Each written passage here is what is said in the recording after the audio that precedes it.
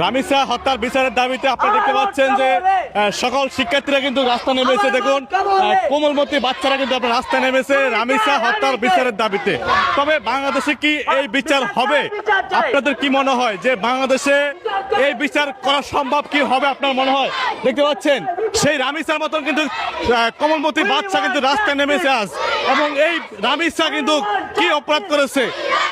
এই ধরনের বাচ্চাদের মতো কিন্তু রামিসাও কিন্তু স্কুলে পড়ালেখা করতো। রামিসাও ছিল কিন্তু এদের মতন একটি বাচ্চা, কিন্তু সেই রামিসাকে কি কারণে নির্মম ভাবে এই দুনিয়া থেকে বিদায় করে দেওয়া হয়েছে? আপনারা দেখতে পাচ্ছেন কি সুন্দর সুন্দর বাচ্চা। রামিসাকে চিন্তা? জি, রামিসা আমাদের এই পপুলার মডেল হাই স্কুলে পড়তো। তাই? জি। আচ্ছা, রামিসাকে তোমরা হারিয়ে ফেলছো, তোমাদের খারাপ লাগতেছে না এখন? জি, অনেক দুঃখিত। আমরা রামিসাকে হারিয়ে ফেলেছি। আমরা গভীরভাবে শোকাহত। এই আমাদের স্কুল মেলপুর আইডিয়াল কাদের হাই স্কুল দিয়ে যে এখন র্যালিটা যাচ্ছে, এটা এখন আমাদের আইডিয়াল স্কুল থেকে।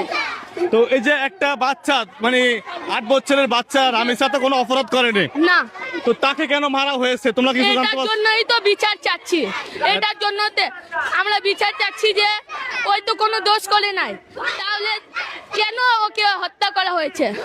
তোমার কি মনে হয় এই বাংলা জমিনে তার বিচার হবে? জি, হবে অবশ্যই। যতক্ষণ না বাংলার জমিনে বিচার হবে ততক্ষণ না আমরা এই রাজপথ ছাড়বো। আপনারা বুঝতে পারলেন রামিসার মতন কিন্তু সেম কিন্তু কোমলমতি বাচ্চারা কিন্তু রাস্তায় নেমেছে রামিসা যে হত্যার বিচারের দাবিতে। আপনাদের কাছে কি মনে হয় রামিসা হত্যার কি বিচার হবে এই বাংলার জমিনে? দেখতে পাচ্ছেন এখানে কিন্তু অনেক বাচ্চারা কিন্তু একসাথে কিন্তু রাস্তায় নেমেছে। আমরা চাচ্ছি আপনারা সবাই একসাথে রাস্তা নামেন এবং এই বিচারের আওতায় আসামিকে অবশ্যই আনতে হবে।